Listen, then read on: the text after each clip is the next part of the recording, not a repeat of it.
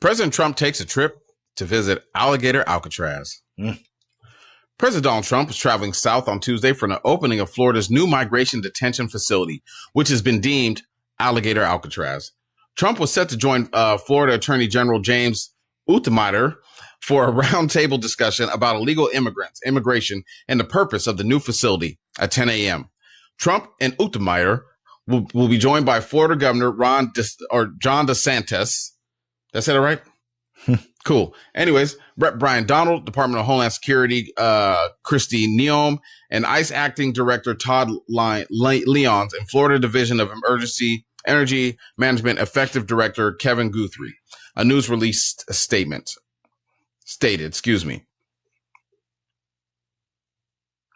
So let's just be honest here. My bad. We have an Alligator Alcatraz. You know what I mean? Does it make sense to anyone here that we have Alligator Alcatraz? You know what I mean? Like, if you looked at the pictures of it, it looks crazy. I mean, it looks like only something a person like Trump and his cohorts could think of. Let's try to make the coolest prison we possibly can. Oh, let's make a moat around it. Let's put alligators in. Like, who thinks of this type of stuff? Remember, we become childish when it comes to our politics. I'm sorry. No, this is not childish, bro. Think about it. Like, he wanted to redo Alcatraz and put him there, but they're like, it costs too much. They're like, well, we could build one in Florida around with alligators in the moat. He said, great idea. And I was telling Wes off camera, look, these people, the best thing they're doing, the best thing they're good at is making other people suffer. If you see that, they're phenomenal at that. Hey, we can do this. We can take away people's Medicare. We can take away their food. We can lock up migrants. We can lock up people we think are migrants and put them in cages. Yes. I like it. I like it. You know what I'm saying? That's Trump right there. This is how he really listens to people tell him these kind of ideas, man. You know what I mean? You were talking about a native tribe. They were saying something about they're trying to file a lawsuit to trying to get him off the land. They already built it, brother. It's built. I mean, these people got it's like, it's brick laid down, everything. You know what I mean? All the concrete's on the ground. They got they got fences all around the bedding and everything. It's a wrap, bro. Y'all ain't getting this out of there. Y'all gonna have a long fight ahead of you. We already have reports of people dying in ICE, detention centers, right? And they're downplaying it. It happens, whatever. These people are getting abused. There's no cameras in there. There's no oversight. You know what I'm saying? Like it's basically, concentration camps. And it was before. Look like a straight concentration camp, man.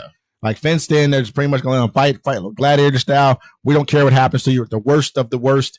Man, half the people who you've deported have no criminal record. 80% of the people they were deported are working. They had jobs. They were trying to come here legally. Now they took parts of the birthright citizen stuff away. So I mean, they actually, what happened was with that ruling was more about not so much about birthright citizenship, but about taking the right away from lower courts of being able to make a blanket ruling and stop things across the nation. They pretty much stopped that, but they said the lawyers have found a workaround, which is basically filing class action suits. And you file a class action, which covers everybody, and then you can stop. Then you can make an injunction that affects the rest of the country. So there was a workaround in there. It wasn't about the birthright citizenship. It was more about them trying to say, you know what? Instead of us letting you guys go find a judge who will put a halt to something, which I agree with. No, I don't agree with that at all. I don't agree with that.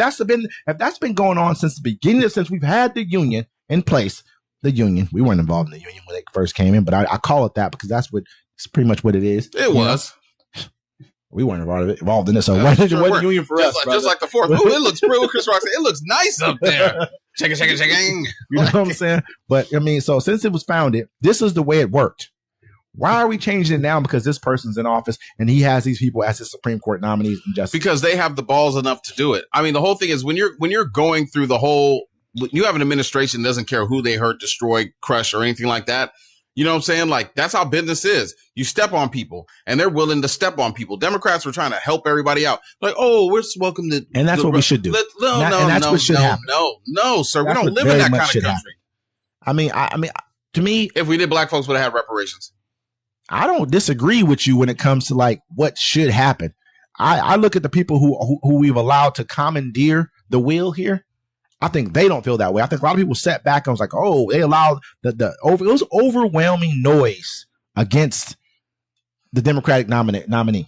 Overwhelming. All the sites I looked on, I mean, somebody had a great bot program working because it looked like everybody. And then at the same time, people are lemmings. They follow behind each other. Oh, you're going that way? I'm going to go this way too. Because they don't want to be alone yelling into the darkness. I have no problem with that. I'm going to tell people that's why we sat here and we told y'all this was coming. All the stuff that we're talking about is coming. People are like, look, I don't want to vote for the lesser of two evils. I'm like, oh, really, huh? That's how you're looking at this, huh? You didn't see what he did last time and ran the country into the ground. And so now it's like, evils, bro. I can't believe you said that. We got Alligator Alcatraz right now. We basically have a moat. I don't know if that was a real picture or not, so I don't want to criticize and say that's the picture, but they call it that because it's basically in the Everglades or whatever you want to call it, wherever. And it's just got a bunch of alligators around there. And that's the name of it, man. That's a childish, with the way we think about things right now has become childlike. We're dealing with a person, I think we're going to talk about this later, who's not all the way there. And they take joy in demeaning and degrading other people, and the people around them take joy in that too. You guys that's fun for y'all because you guys are small-minded. It's weird, man, to listen to you guys talk. We've given them this opportunity because enough of us didn't get out there and vote and keep them in their place. These people deserve to be in a certain place. They become the people who you see up on the mountain and wherever that was in Idaho. And they're shooting down on people. Those are those same people. They're dangerous. All of them are very dangerous people. But Wes, you have to realize 77 million people were like, I want this. 77 million people were like, I want to watch others suffer. 77 million people were like, I want to watch people hurt. This is what they voted for. And think about it. 75 million people said nah. And 23 million people said, I don't care either way. I mean, this is America. We got to remember who America is and what numbers in America. These certain numbers in America that are changing. It's a rapidly changing demographic, and they're doing everything they can to stop it.